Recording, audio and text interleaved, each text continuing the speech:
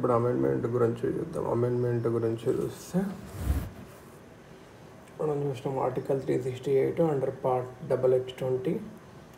ఇది రిజిడిటీ లేదు, ఫ్లెక్సిబిలిటీ లేదు. ఫ్లెక్సిబుల్ ఏమో యూకేలో ఉంది, రిజిడ్ ఏమో యూఎస్లో ఉంది. సో ఇది మెయిన్. సింపుల్ మెజారిటీ ఏమో ఆర్డినరీ లాస్కి ఇవి నాట్ కన్సిడర్ అమెండ్మెంట్స్ అంటారు 368. స్పెషల్ మెజారిటీ ఏమో వేరే దానికి. స్పెషల్ మెజారిటీ కొన్ని రాటిఫికేషన్ బై ఆఫ్ స్టేట్స్ కూడా కావాలి. రాటిఫికేషన్ సింపుల్ మెజారిటీతో. ఇనిషియేషన్ మాత్రం హౌస్ ఆఫ్ పార్లమెంట్లో తీసుకోవాలి. ప్రైవేట్ ఆర్ మినిస్టర్ ఎవరన్నా. ప్రెసిడెంట్ పర్మిషన్ అవసరం లేదు. President assent mandatory. Withhold ఎలియర్ రిటెన్యూడ్ లేడు. లిమిటేషన్స్ ఏంటంటే బేసిక్ స్ట్రక్చర్ ఇన్ డాక్ట్రైన్ ఉంది కదా, Kesavananda Bharati versus state of Kerala 1973 ప్రకారం కొన్ని ఫీచర్స్ ఉంటాయి. Like example supremacy of constitution, republican form, federalism, secularism, judicial review, free elections. ఇవి అమెండ్మెంట్ చేయలేరు. ఇది సేమ్ ఇది మళ్ళీ Minerva Mills versus Union of India 1980, Waman Rao versus Union of India 1981. ఇవన్నీ అక్కడ కూడా మళ్ళీ బేసిక్ స్ట్రక్చర్ అన్ని అప్హెల్డ్ చేశారు. సో బేసిక్ స్ట్రక్చర్ వచ్చేసి Kesavananda Bharati versus state of Kerala 1973, Minerva Mills versus Union of India 1980, Waman Rao versus Union of India 1981. Evolution by cases ఏంటంటే శంకరి ప్రసాద్ 1951 ప్రకారం amendments అనేటివి not law under article 13. Amendments లా కాదు ఆర్టికల్ 13 కింద. గోలక్నాథ్ 1967 కింద అంటే అమెండ్మెంట్స్ అనేటివి laws, fundamental rights unamendable. Overruled by 24th amendment 1971.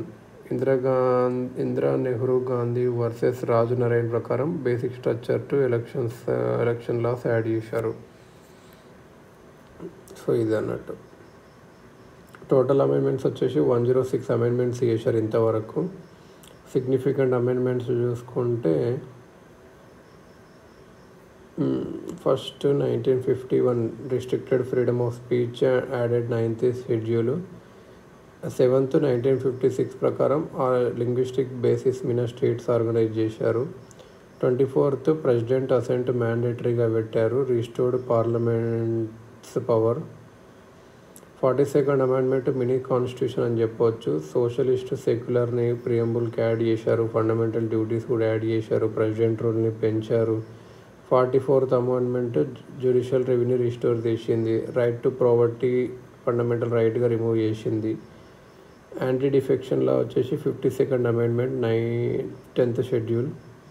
73rd 74th amendment 1992 panchayat raj and urban local bodies. 86th amendment right to education article 21A. 101st amendment GST. ఇలా చేసింది అన్నట్టు. Question ఏంటంటే which article of Indian constitution deals with procedure for amendment అంటే 368. Basic structure and doctrine ఎక్కడొచ్చింది అంటే Kesavananda Bharati versus state of Kerala 1973. Amendment procedures ఎన్ని ఉన్నాయంటే 3 అని చెప్పొచ్చు.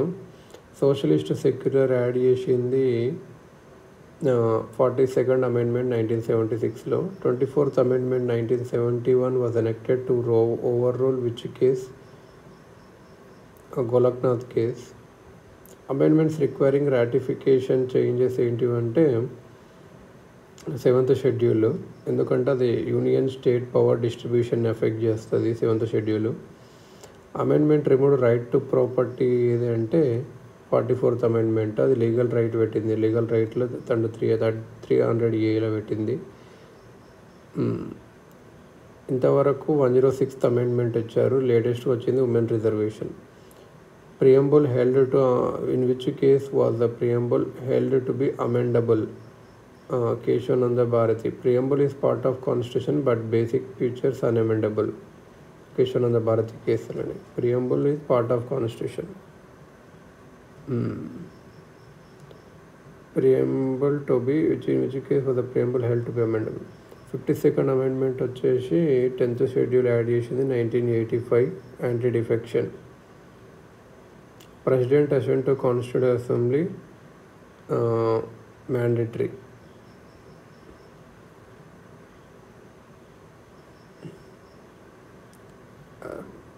2020లో ప్రిపేర్ చేశారు. సో ఇది అన్నట్టు. సో ఇలా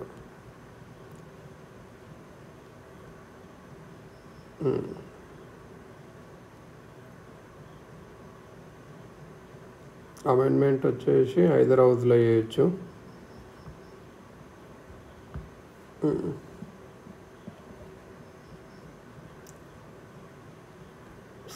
seventh amendment basic structure అండ్లో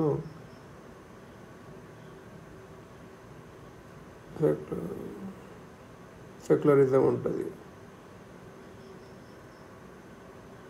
amendments to article 368 itself require ratification by states. అవును.